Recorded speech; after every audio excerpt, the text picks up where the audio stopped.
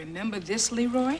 This is a playbill from that off-Broadway show when Coco and I were up for the same part. I do remember that. You two got pretty nasty during that time. Did we ever? Look at this book, Miss Grant. This is incredible. It should be. You know, I've kept this ever since I first got here. And you thinking about putting it in a time capsule? Yeah, well, it's got everything in it, and anybody would want to know about the school.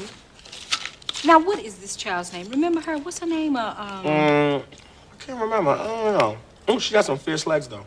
Fierce legs and them tired hoofs, always tripping over herself. I don't even know how she got in this school. Miss Sherwood! Look at her, sweating in our aerobics class. Look at her. She was trying to hold on to those thin thighs. That's all right. She was a fighter. Oh. What is that doing in there? Are you kidding? This is the first time you ever put on tights in my class. Now, this was truly a historic moment. I was a baby. You want to become a dancer? You're going to have to work. Work your little tights off. I ain't wearing no tights. What are you wearing, Leroy? Dancing clothes. This isn't Roseland. This isn't dancing. That's cute, Leroy. You know, you're real cute.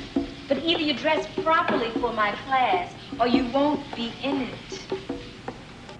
Good afternoon. Anything I can help you with today? Yeah, tights. Certainly. For yourself? Yeah. What size? I don't know. Medium, I'd say. You're right, medium. Colored? I imagine you prefer black, don't you? Yeah, black tights. That's it, man, right there. Dance belt? Say what? Do you have a dance belt? The most tights I've seen don't need no belt. Man, we're not talking about that kind of belt. You see, most tights are, well, tight. You ain't talking to no fool turkey. Well, I know that. Tights are tight. I know that. Young man, you'll need what you would call a jock. Oh, why don't you say that? Now, let's see what we have here for you. How are these?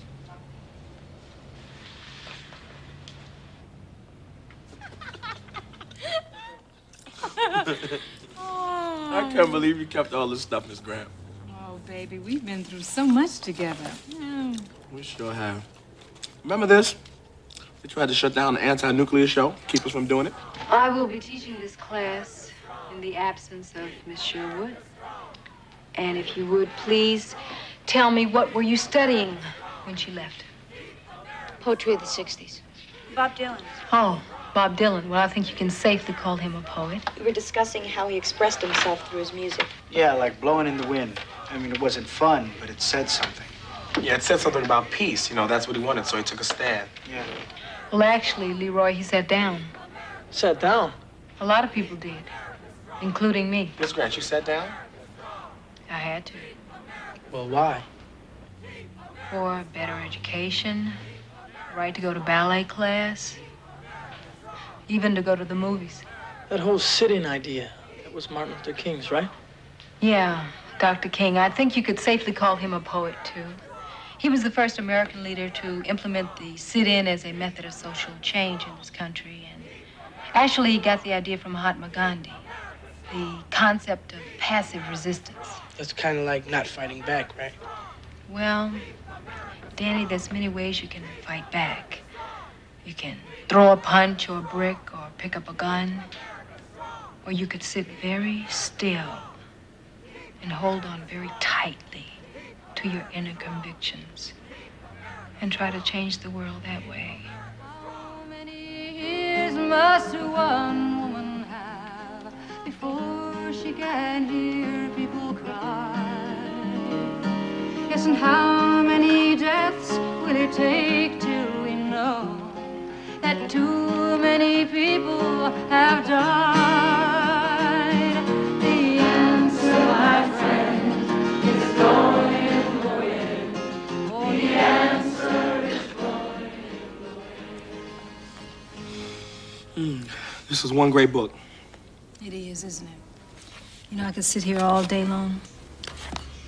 Sure you want to give that away? Well, it's a sacrifice, but it's for a good cause. It's for history, for posterity, for nothing, honey. I can't give this book away. I feel like burying a part of myself. We just have to think of something else.